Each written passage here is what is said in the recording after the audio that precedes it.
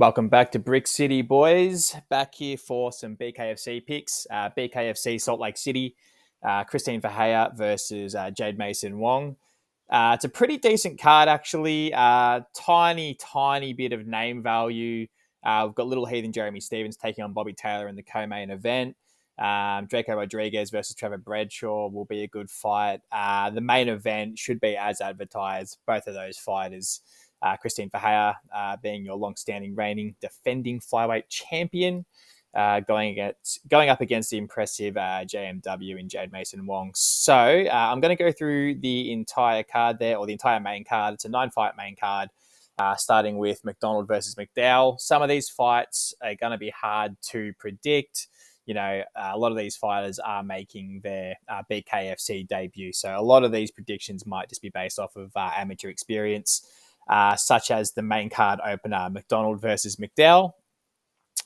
Both these guys making their debuts. Mcdowell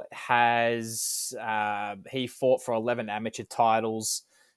He won like 9 of them, I think it was. Mcdonald, he had a very small amateur career. He not much experience compared to Mcdowell, even though they're both making their debut. I'll take Mcdowell over Mcdonald by KO. Underrated, you'll hear me say this a lot, an underrated aspect of fighting is composure. A guy that's fought for 11 amateur titles, say what you will about the amateurs, you're still getting in there, you're still fighting, and you're still fighting, high-level regional competition if it's for a title. So I'll take McDowell. McDonald's just got a god-awful stomach tattoo as well, and you guys will see that it's absolutely horrendous. Second fight on the card, Salas versus Tomlinson Jr. Salas is making his debut versus Tomlinson Jr., who does have a 1-0 record in BKFC. Salas, 6-1 amateur MMA record. He's a 1-1 professional. He does have a no contest as well. Versus Tomlinson Jr., who did have a fight back in January on the Albuquerque card. He beat Apostle Spencer. Amateur MMA record, 3-2, 1-0 again in BKFC. I'll take Kaine Tomlinson Jr. here. Again, he's got the BKFC experience. He's got a big, more extensive amateur career as well. I think that guys making their debut, they tend to be a bit shocked at the ferocity of BKFC. It's a much smaller space compared to an MMA ring. A lot of these guys are coming over from amateur and regional MMA a lot of the time, and it's just different. It's literally a completely different sport. Give me Tomlinson Jr. By KO. Moving on to the third fight, we've got Dominguez versus Mccelroy. Dominguez, he is making his debut as well, 34 years old. 6 title fights, won 3 of them in terms of his amateur career. Dangerous style. Again, he's fought high-level regionals coming across from MMA, so it'll be interesting to see how his amateur MMA career translates into the BKFC ring. He's going against Kyle Mccelroy. He's fought 5 times in BKFC. I guess, looking at his record, he is probably the can. They're teeing him up for a loss here. He's 1-4 basically in his career so far, with losses to Josh Watson, who's an excellent heavyweight. Kyle's last fight, he did get TKO'd in the first round. So, just going off of that alone, I think you've got to take Dominguez all day, probably by KO as well. Moving on to the fourth fight on the card, we've got Morrison versus Rumsey. Morrison, now he's an interesting guy. Morrison only has a lone loss in the BKFC. He does have a good professional boxing record. He's got 15 wins in professional boxing, but he's also 46 fucking years old. So I assume he's going to be a lot slower. Your reflexes do decline when you sort of hit that age. Lewis Rumsey is on a 3-fight losing skid. However, but he is also 32 years old, I think, if memory serves. Yeah, look, I'm going to take Jeremy. I've flipped my pick here. I initially had Rumsey just purely off being the younger guy. But I mean, 3-fight losing skid, and then the boxing experience for Jeremy Morrison. Even though he does have a loss, I think that he should come through with a knockout here. He does technically have more. He's definitely got more combat sports experience for sure. Although Rumsey does have, more BKFC. Um, uh, pardon me, BKFC experience as well. Rumsey's a much bigger guy. I mean, we've got him listed at 264 pounds here, and Morrison listed at 99 kilos, which is 220 pounds. So yeah, Morrison TKO. Rumsey lost by KO in his last fight. I think that'll continue. I think he'll continue to get knocked out. Next fight, Brown versus Davis. Both of these guys, Hayden Brown and Alex Davis, both making their debuts. Hayden Brown's gone 2-1 in MMA with all of his fights inside the distance. He's held regional titles. He did get finished in one of those amateur MMA fights. Alex Davis, short amateur career, but has, TKOs in all of his fights as well. So it's hard to call. I'm just going to take experience and composure when it comes to these debut fighters. Whoever's got the more extensive combat sports career, that's who I'm going to take. So give me Hayden Brown all day, and we'll just take the KO by that one. Next fight on the card, Mike Jones versus Diego Romo. Mike Jones 0-1 in the promotion, got stopped in the third round at BKFC Utah. He's a decent fighter. He's got a good long jab. He does exit with his hands down a little too much. He does leave his chin open when he throws hooks. I actually did have Jones winning his previous fight until he got dropped in the third round. He did gas out. He did keep getting caught in the clinch. And he kind of just got stunned in the clinch and gassed out and just got dropped with the right hook and didn't sort of get up from there in his debut. Diego Romo fought to a draw against Rayvon Baxter. Good close fight. Romo would have had the fight. Baxter dropped him in the second round, so that kind of, the 10-8 there swayed it for a draw. So it was, 3-2 or 3-all, I guess. 3 rounds to 2 if he didn't get dropped. He would have won. But the 10-8 evened up the stance. Diego Romo, he's got a bit of a weird stance. He kind of holds like a wide guard. He does throw good leaping right hands. But he does leave himself a bit open. His style is very much a smother type of style. He'll hang off you in the clinch. He does clinch a lot. There are a lot of clinches in his fight with Baxter. He's very susceptible to right hooks as well.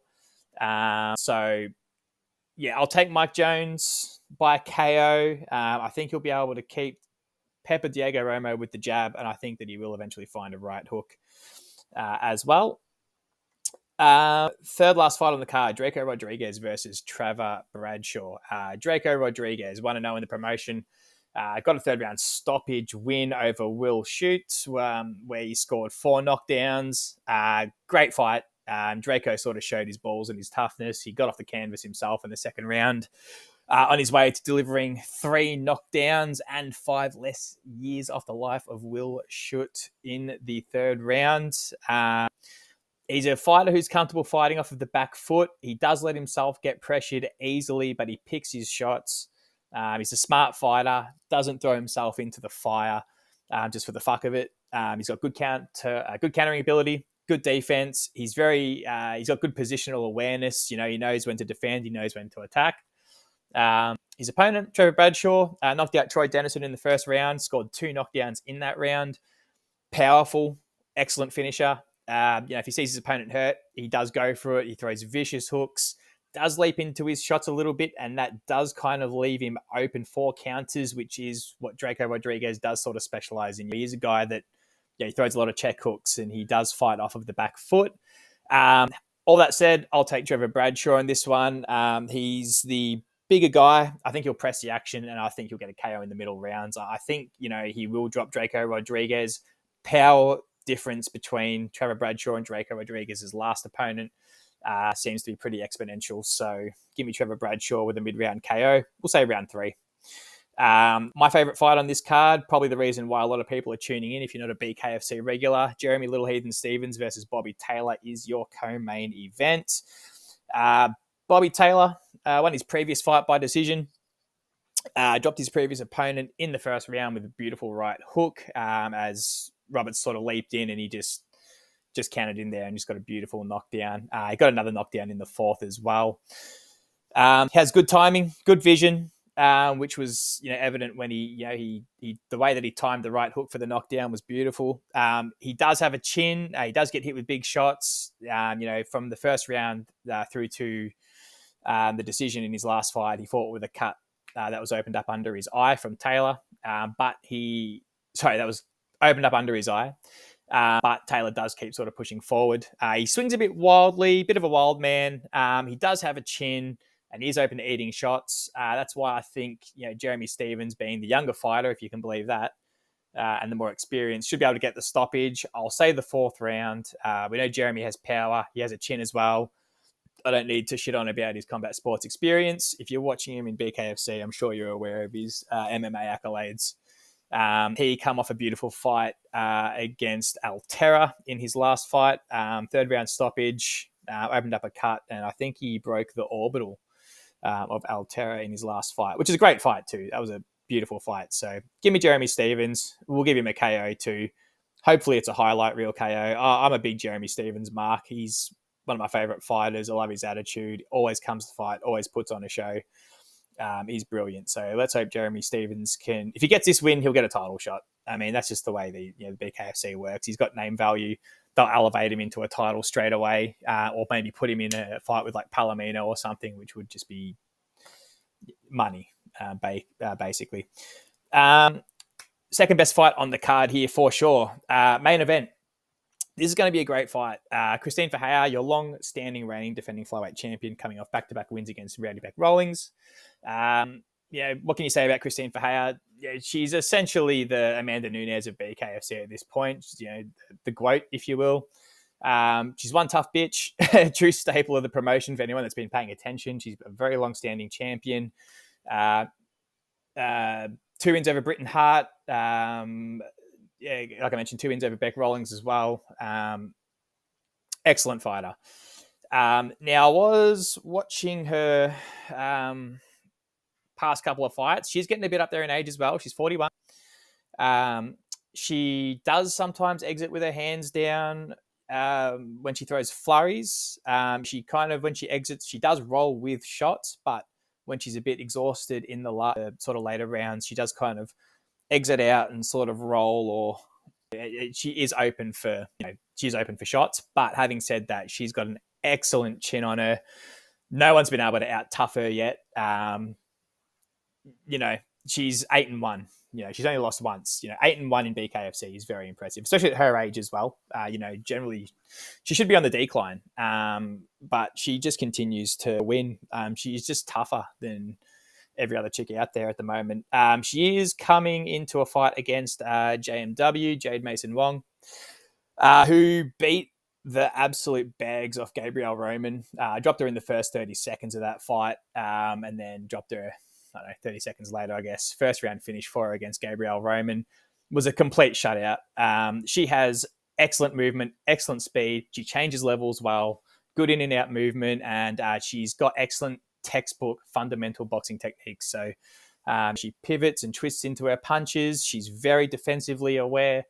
Excellent finisher as well, like we just seen in her previous fight.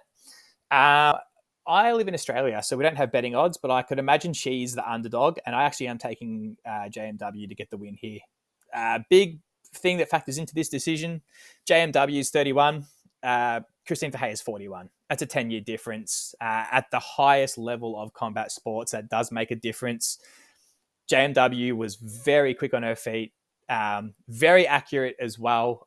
She's pretty much landing at will. I mean, you could obviously see the skill difference. Gabrielle Roman had nothing for her. That's not going to be the case in this. Christine Ferea is going to get hit and she's going to throw back, and it's going to be a great fight. I know women's MMA can get a bit of a bad rap sometimes, but women's BKFC is just as kick-ass as the dudes, sometimes even better in a lot of cases. So, give me Give me Jade Mason-Wong. I think it'll be decision. I don't think you're going to be able to take out Christine Ferea. She's just too fucking tough. So, yeah, thanks for tuning in.